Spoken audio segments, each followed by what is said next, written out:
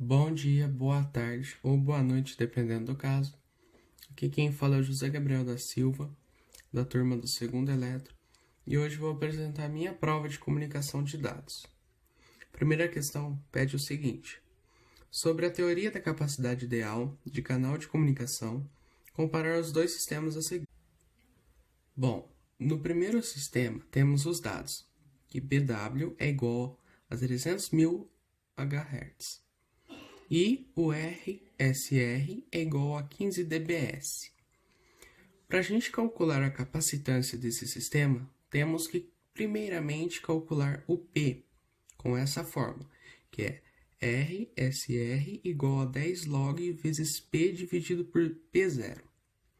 Substituindo os dados, fica 15 dBs igual a 10 vezes o log de P dividido por P0.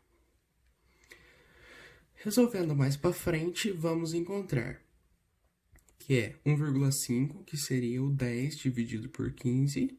Na verdade é o contrário, o 15 dividido por 10, desculpa. Que é igual a log de P menos log de 1, que seria dividir isso aqui, menos, certo?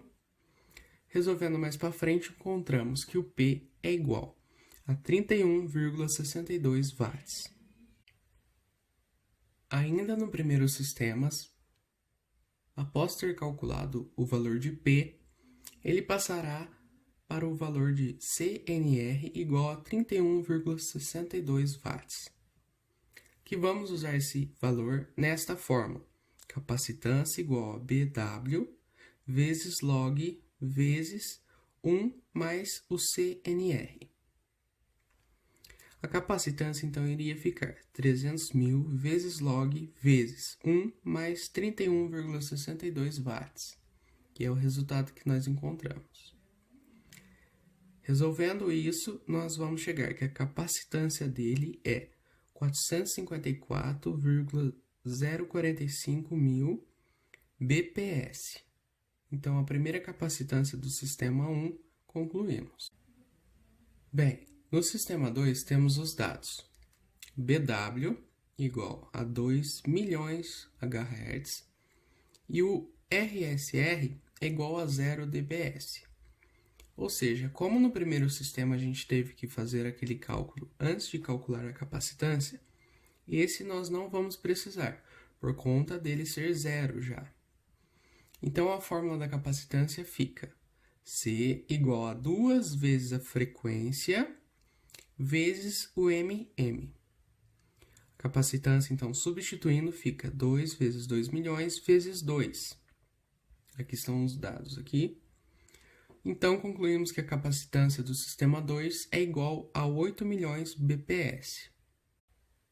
Terminando a questão 1, vamos partir para a 2.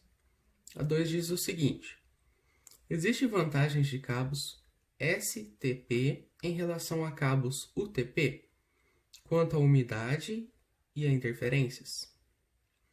A resposta é o seguinte: sim. Existem muitas vantagens e também existem desvantagens. Com relação à imunidade, ela é muito boa, certo? Contra a interferência também, por conta da sua blindagem, então ela não causa muita interferência nem ruídos. Ela é muito melhor para manter o sinal com relação aos cabos UTP, porém tem suas desvantagens, que são o custo, né? Ela é bem mais cara, o custo para você manter ela e para instalar custa muito mais caro do que os cabos UTP, mas sim, ela tem uma vantagem sobre os cabos UTP, por conta de não receber muita interferência e por conta da sua blindagem, que é muito boa para não ocorrer outros tipos de interferências. Partindo da 2, vamos para a 3. Sobre o sistema ADSL, gráfico a seguir apresenta a relação entre taxa de transmissão, a bitola do cabo e distância entre módulos. DSLAN na central e nas premissas dos assinantes. O módem residencial para um sistema ADSL. Analisando o gráfico, responda. Letra A. Um modem disponibiliza canal de comunicação simples ou duplex. Primeiramente, vamos explicar o que é simples e o duplex. O simples é quando ele só recebe a informação e guarda para si. Já o duplex é quando ele recebe a informação e envia para outro modem. Ou seja, esse modem ele é duplex. Ele recebe uma informação e envia essa informação para outro modem. A letra C diz: uma companhia telefônica pode ofertar 200 milhões bps para clientes a 4 km do DSLAM? A resposta é sim. A essa distância, ele pode muito bem chegar a 2 milhões de bps, ou ele pode até chegar a 4 milhões de bps a essa distância, certo? A letra B pede: em relação à bitola do cabo com influência na RSR a uma determinada distância. Bem, a relação entre elas é o seguinte: quanto maior for a bitola do cabo, menor será o RSR. Ou seja, ela é proporcional. Então, quanto menor for a bitola, maior será o RSR. Com relação à distância, quanto menor for o RSR, maior a distância atingida pelo sinal. Partindo agora para a letra D, ela diz: comparar distância, a taxa de transmissão e a bitola dos cabos. Bem, a relação entre elas é que quanto maior for a distância, a taxa de transmissão vai diminuindo. Porque, é claro, o sinal tem sua capacidade de chegar a uma determinada distância. Já a bitola, quanto menor ela for, menor será a taxa de transmissão. Ou seja, para ter uma boa transmissão, a bitola tem que ser maior e a distância tem que ser menor, certo? Para ter uma boa taxa de transmissão. Então, essa é a relação entre elas. É comparar. Ok? Terminando a questão número 3, vamos partir para a 5, pois a 4 é só um gráfico. A 5 diz o seguinte: há diferentes formas de ser estabelecida a conexão física entre o transmissor e o receptor de informações? A resposta é sim. Na verdade, existe... Bom, eu encontrei 2 casos, que são o seguinte. Na ligação física, existem 2 casos, que seria a ligação de 2 pontos, ou seja, um transmissor e um receptor. Agora pode ter a possibilidade do compartilhamento dessa ligação, ou seja, um aparelho, na verdade são outros aparelhos, são muitos aparelhos conectados a um só, certo? Questão 6. Em termos construtivos, qual a diferença entre fibras monomodo e multimodo? Bem, em termos construtivos, a principal diferença entre elas é a diferença da construção, mais especificamente no diâmetro dos fios. O monomodo possui um diâmetro menor, que é muito usado para não perder a qualidade da transmissão e para atingir longas distâncias. Já a multimodo possui um diâmetro maior, referente ao monomodo.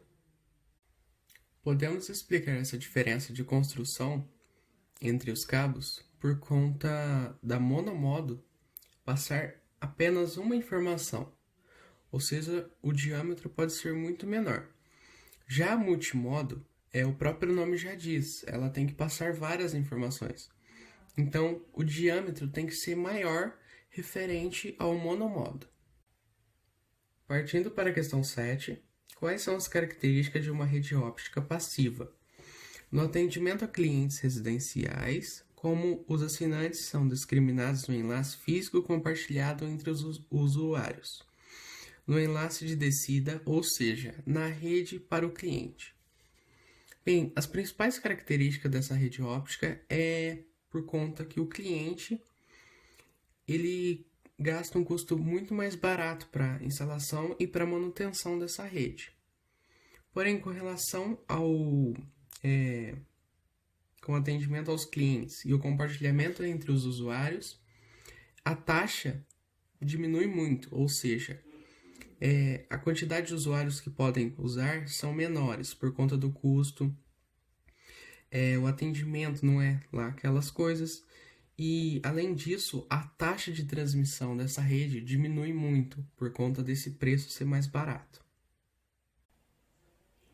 Na questão 8, onde temos que projetar uma rede óptica passiva, podemos escolher os equipamentos. Bem, a minha rede óptica eu escolhi a modulação em 1550 nm, ou seja, ela vai ter 0,3 dB por quilômetro, certo?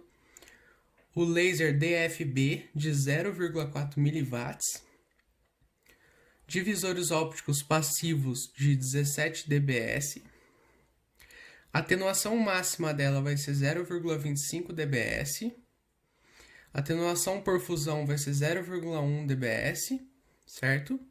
Então esse vai ser os equipamentos que eu vou usar. Bom, aqui tá como ela iria ficar, um desenho explicando. Aqui tá o 0,4 mW, que é o laser, e vai enviar para os 17 clientes. A questão 8 também pede para calcularmos qual será a distância que ela pode chegar. Bem, primeiramente, antes de fazermos isso, temos que calcular o dB, pela fórmula 10 vezes log vezes P dividido por P0. Aqui está o valor do P e do P0, certo? Substituindo e resolvendo, trocando, certo? Que aqui vai ficar log vezes 10 a menos 3, por causa que é mili. Aqui vai somar vezes, na verdade, mais log vezes 0,4, que é o P. Bom, substituindo e resolvemos, achamos que o dB é igual a menos 33,979 dB. Tudo certo? O próximo passo foi achar o PDBT, que é igual ao dB, que nós acabamos de achar, menos as coisas que ele vai perder no caminho para a transmissão da comunicação. Bem, aqui nessa fórmula, o AM significa atenuação máxima e AF significa atenuação da fusão, certo? Bom, substituindo os valores, nós vamos encontrar que PDBT é igual a menos 16,729 dBs. Após termos calculados o PDBT, vamos partir para descobrir a distância de onde ela pode chegar com o sinal. Bom, vamos descobrir a distância pela fórmula. PDBT é igual a D vezes dB por quilômetro, que é o valor lá do início, 0,3. Então, vamos passar corretamente. O D vai ficar igual a PDBT dividido por dB por quilômetro. Substituindo, vai ficar desse jeito e encontramos que a distância do sinal dela vai ser de 55,763 quilômetros.